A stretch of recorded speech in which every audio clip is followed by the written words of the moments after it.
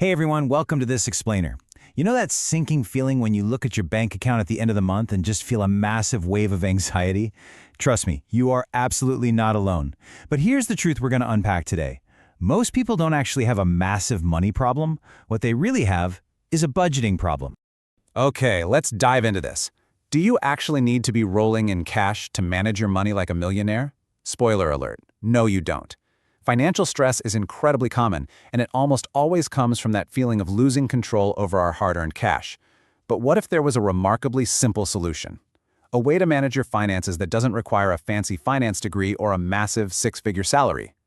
Today we're going to look at one of the most straightforward budgeting methods in the world. It's totally designed to help you divide your income, save more, and fundamentally crush your financial stress.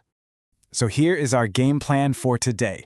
We'll start with a budgeting problem, move into the 50-30-20 framework, check out a real-life example with Sarah, hit on some common mistakes, and finally figure out how to adapt this whole thing for your actual life.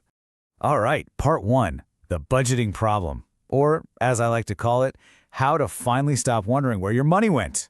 Listen, it's a super universal pain point, right? We work our tails off all month, the paycheck hits, and then poof. Within weeks, the money just vanishes into thin air. Well, what's really interesting about this approach is how the 50-30-20 rule completely solves this.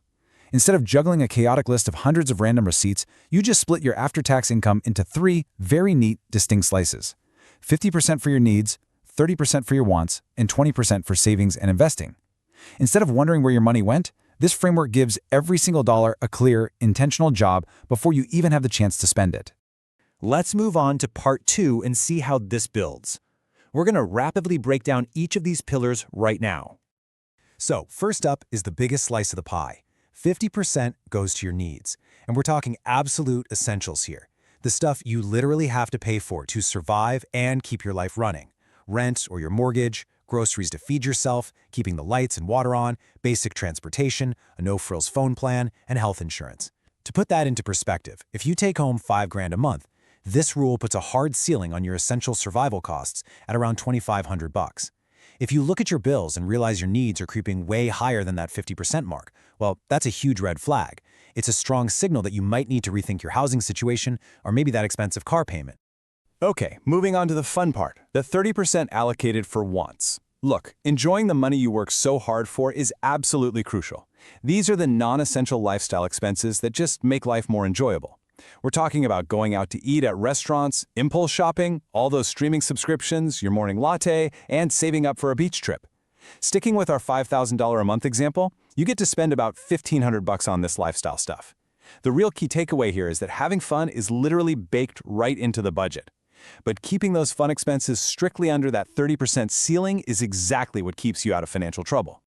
And finally, we hit the last 20%, savings and investing. Now, this is the real powerhouse of your financial stability. This is where your financial future is actually built. That 20% slice is strictly for padding out a solid emergency fund, throwing money into investments, funding your retirement accounts, or aggressively paying down extra debt.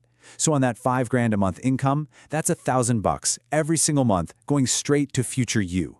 Doing this consistently, even if you start with smaller amounts, fundamentally shifts your entire financial trajectory over time. It's a real game changer. All right, on to part three, Sarah's real-life example. Let's put this rule into practice. Because, it's one thing to throw around a bunch of abstract percentages, but it helps so much to make this tangible. Let's see exactly how this looks in the real world. Meet our case study, Sarah. Sarah's got a solid job, and after all her taxes are taken out, her baseline monthly income comes out to exactly $4,000. Let's see what happens when she runs that through our framework. And this brilliantly illustrates exactly how simple the math actually is. For Sarah's needs, 50% of that $4,000 gives her a hard limit of $2,000 for things like rent and groceries.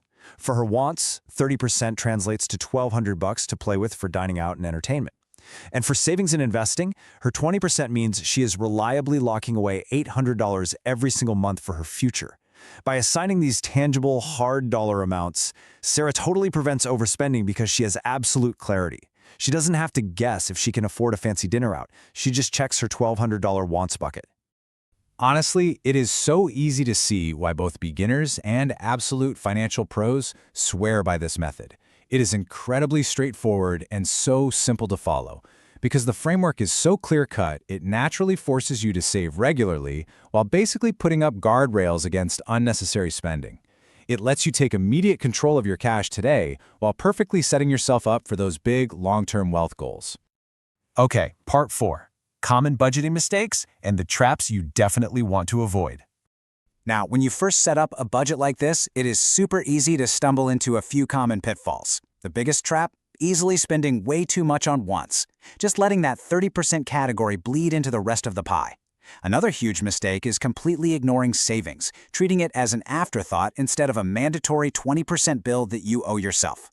People also constantly forget to factor in unexpected expenses, which is exactly why building that emergency fund is so critical. And lastly, you absolutely have to review your budget every month. Your budget isn't something you just set and forget. It's a living, breathing document. It absolutely must adapt when your income changes, when inflation hits, or when your life circumstances shift. Which leads us perfectly into part 5, adapting for your life, and why flexibility is key. Look, I really want to stress this. This framework is a highly helpful guide, not some kind of strict mathematical prison.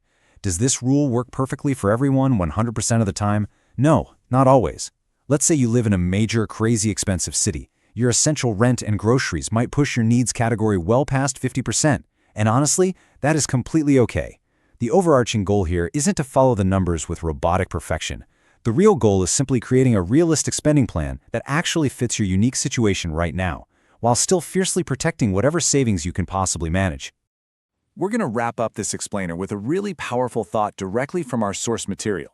Small financial habits repeated every month can lead to big results over time. The 50-30-20 rule is, hands down, one of the absolute easiest ways to start building those habits today. It allows you to spend wisely, save consistently, and actually invest for your future.